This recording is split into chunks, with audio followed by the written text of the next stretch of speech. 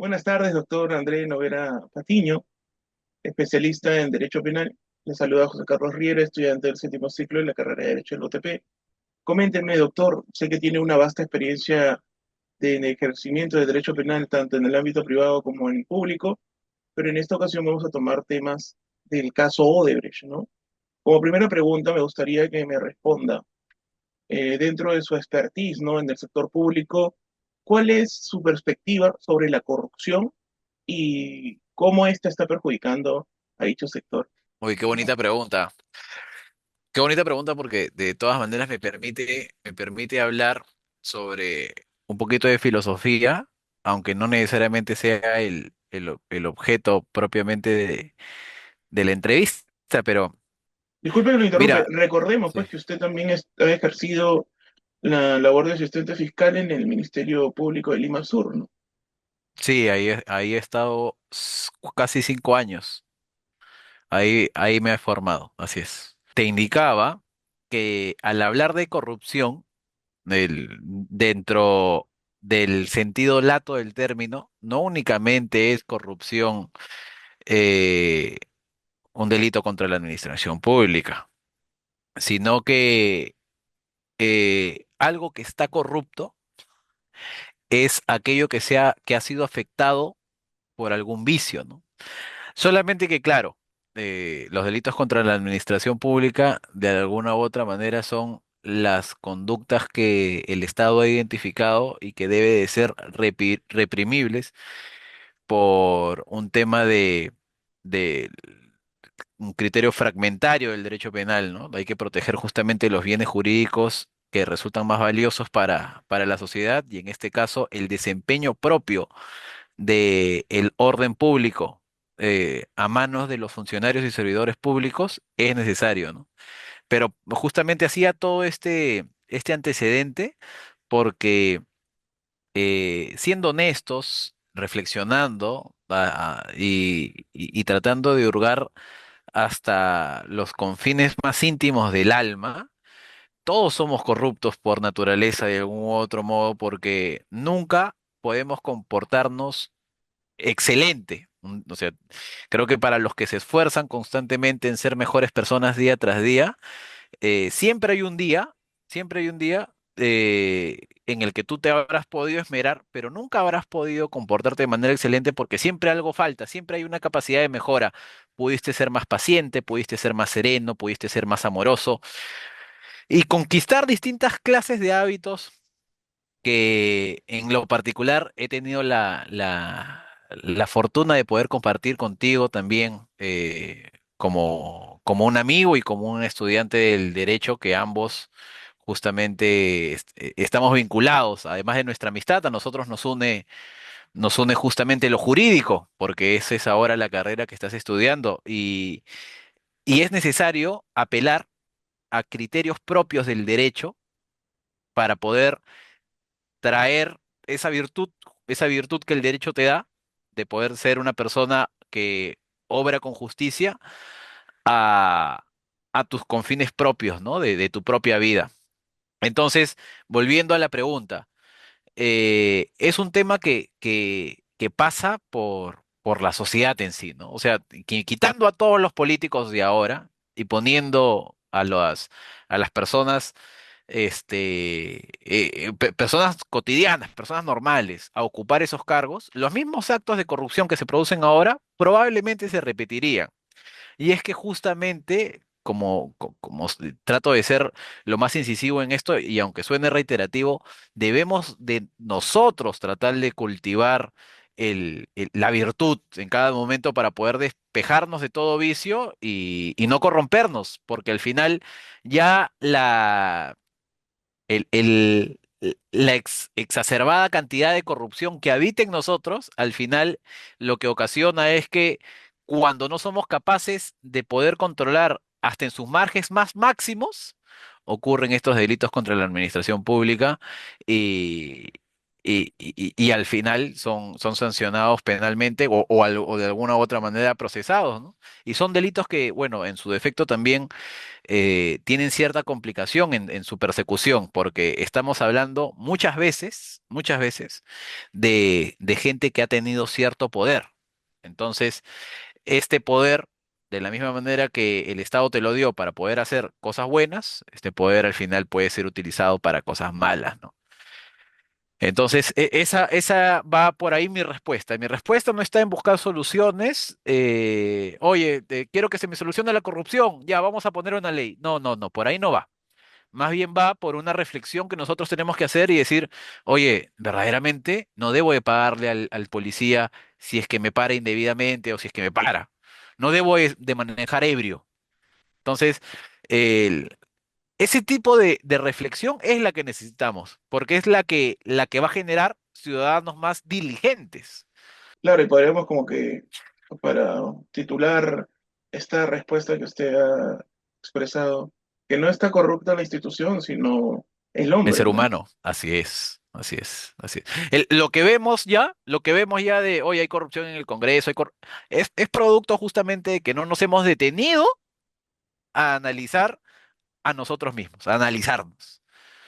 Hemos estado siempre buscando el problema es afuera y bueno, esto también yendo inclusive mucho más allá, también tiene todo que ver con las circunstancias en las que nos criamos pucha, las costumbres que heredamos, ¿no?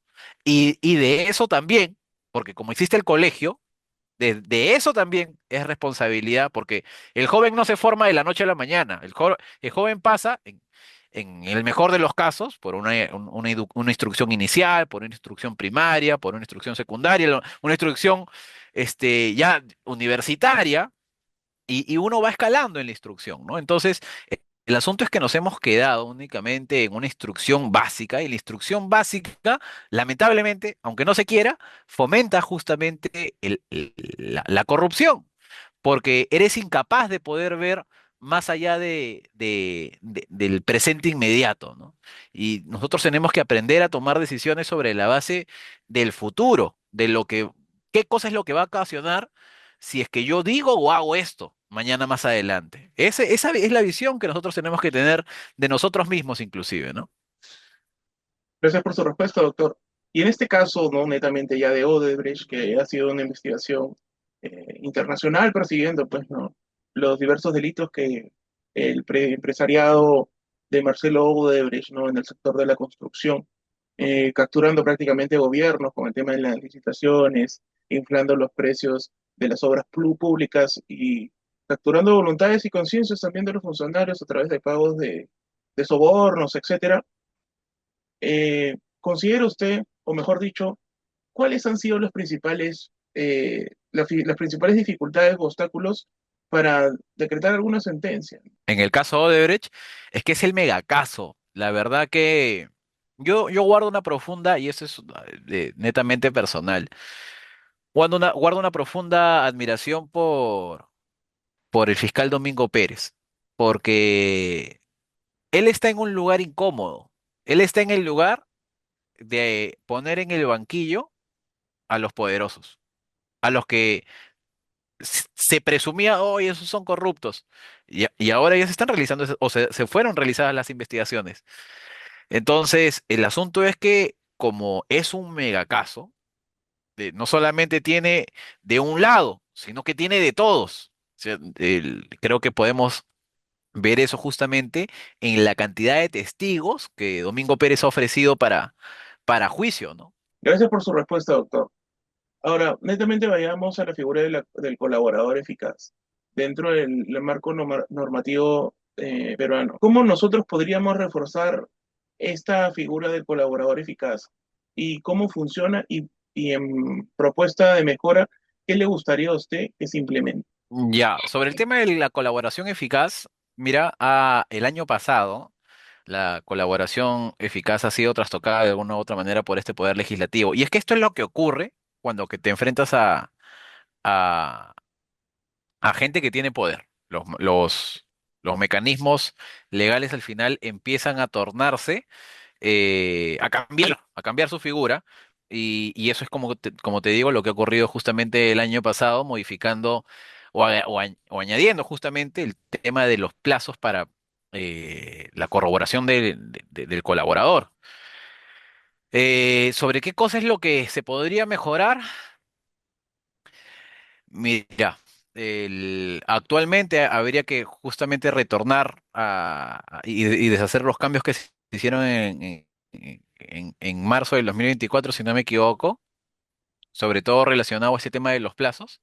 Pero también hay que tener en cuenta de que el colaborador o la figura de la colaboración eficaz es una figura premial, ¿no? O sea, es una figura que al final, en la sentencia, lo que se busca es, oye, voy a obtener tu testimonio, pero tu testimonio para poder ser válido es necesario que esté corroborado con otros elementos objetivos, que pueda obtener verosimilitud. Entonces, para eso justamente el colaborador eficaz está en la obligación de proporcionar los elementos que sean necesarios como para poder validar su posición, su postura. Quizás otorgando de mayores seguridades a la persona, ¿no? Mira, por ejemplo, no es un caso de colaboración eficaz, pero teníamos un testigo, o quizás puede haber sido colaborador eficaz. El asunto es que los colaboradores eficaces son absolutamente anónimos, o sea, no se puede saber exactamente su identificación. Y esto también tiene todo que ver con el tema de que la información que ellos poseen, no solamente además es importante porque se trata de un elemento que ha estado dentro de este quehacer delictivo, sino que también tiene la conexión con personas que dentro del aparato jerárquico, dentro de esta organización jerarquizada, tienen mucho mayor valor, ¿no? Claro ejemplo es este del filósofo Jaime Villanueva, que era el asesor de Patricia Benavides. El, el pez gordo, la persona literalmente a la que se quiere llegar, no es propiamente el asesor, sino es el fiscal de la nación o quien tenía la condición de fiscal suprema, ¿no? Entonces, eso por ese lado, quizás por ahí, por el tema de seguridad, de quitarle los plazos de todas maneras, pero dotar de mayor seguridad quizás a la persona que es colaborador serían cuestiones que resulten ahorita inminentemente urgentes, ¿no? Y un investigado, una persona que tenga alguna prisión preventiva, podría mutar su condición de colaborador eficaz o Sí, agregarle. por supuesto. Es más, justamente nosotros como abogados de la defensa usualmente criticamos eso, ¿no? Como que la detención preliminar o la medida de prisión preventiva, que son medidas coercitivas de alguna u otra manera porque te privan de tu libertad preventivamente, son utilizadas muchas veces, como si no es casi todas las veces, por la fiscalía para poder este, tratar de impulsar llegar a este acuerdo, ¿no? Entonces, eso es lo que justamente ha pasado en los casos que hemos visto ahora último, ¿no? Nosotros no lo valoramos, pero hay que valorarlos. Y es que gracias, o sea, viendo el vaso medio lleno, ¿no? Gracias a todo lo que está pasando, el Código Procesal Penal eh, ha tenido una mayor preponderancia en los últimos tiempos. Entonces, para los que somos abogados penalistas, para los que somos abogados y nos dedicamos a esto, hemos visto justamente cómo el Código Procesal ha entrado en práctica, no solamente en la teoría de lo que es el proceso, que claro, ahorita estamos en constante pugna, ¿no? Porque luego, por ejemplo, luego ya salen posiciones, ¿no? Que dicen, oye, la colaboración eficaz debería ser de cierta manera, o en su defecto ya cuestionando resoluciones, ¿no? Oye, no, nunca debieron de destituir a Patricia Benavides, etcétera, etcétera. O sea, al final lo que vemos es que de este mínimo proceso, o magno proceso, pero que de alguna u otra manera empezó con una sola llama, que es el caso Odebrecht, como todo de alguna u otra manera está relacionado, porque hay que ver también quiénes son, por ejemplo, ¿no? Las personas que están involucradas en uno y otro caso, ¿no? Que hay cosas que se repiten, hay, hay abogados que también se repiten. Entonces, Claro. Yo creo que sobre la base de todo lo conversado y siendo importante mencionarlo, hay que fomentar el juicio crítico, porque el juicio crítico es lo que va a permitir a las personas en sí, a cualquier usuario del derecho en su efecto, saber discernir en que, oye, esto es lo que me están exponiendo, ¿es verdad o no es verdad? Gracias, doctor, por su respuesta. Ahora bien, ¿qué cambios legales, y justamente con relación a su respuesta anterior, con el caso Magno, ¿no?, de Odebrecht, usted considera que han sido los más importantes y que se han implementado propiamente en el sistema penal a la raíz de esta investigación del Lavallato, ¿no? Genial. Mira, justamente la pregunta, tiene todo que ver con la pregunta anterior y la pregunta anterior también, o sea, anterior a la anterior. Porque en lugar de haberse producido cambios para mejora, se han producido cambios en, en deterioro más bien de la figura. Y se han producido esos cambios a causa de que estamos de alguna u otra forma digo estamos porque forma parte pues de esta cultura jurídica, ¿no? En tratar de darle a cada quien lo que se merece.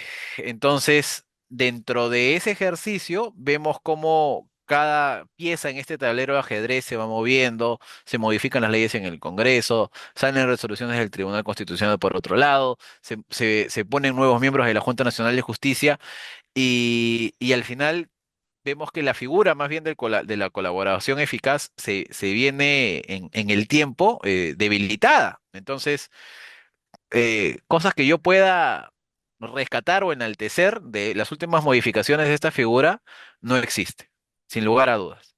Pero como te digo, esa respuesta tiene todo que ver porque estamos viendo durante estos transcursos de los tiempos cómo el empleo de estas figuras está generando esta pugna de poder, ¿no? Esta especie de rivalidades entre la derecha y los caviares, o la derecha y la izquierda, que de alguna u otra manera tiene todo que ver con esto. O sea, yendo más allá del propio conflicto, al final las personas que están detrás de esto son políticos y han politizado la justicia. Y entonces ahora ya la justicia es más política que jurídica, y eso es lo que debemos de evitar.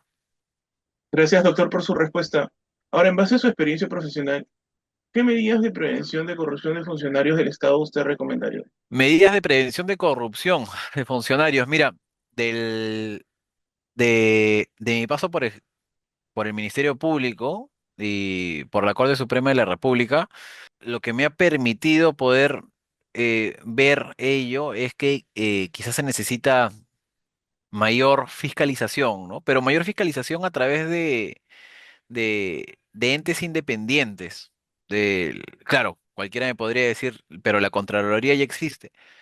El asunto es que no necesariamente funciona como debería, ¿no? Entonces, quizás fortalecer la división de poderes, que es un tema fundamental, porque si no hay división de poderes, al final tampoco hay un ordenamiento jurídico prevalente, ¿no? Más bien hay toda una figura ficticia que en sí en lo que recaería más bien sería en una figura ficticia que avala la concretización de favores. Y eso no debería de ser, ¿no? Entonces quizás por ahí también podemos agregar un curso de ética, quizás, ¿no? Un asunto así de una capacitación. Estoy literalmente imaginando ahora, ¿no? Otra, otra cosa que quizás podríamos añadir a eso, eh, me parece que más va, teniendo en cuenta ahora el uso de las tecnologías y dónde está más la atención de la gente, yo creo que quizás también se deba tener un rol más activo en redes, ¿no?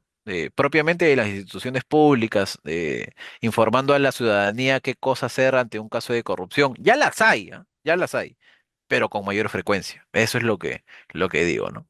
Quizás eso. Muy amable por su respuesta, doctor. Gracias por su tiempo. Ha sido para mí muy grato compartir este espacio con usted. Espero encontrar en una próxima oportunidad para seguir debatiendo estos casos interesantes del derecho penal.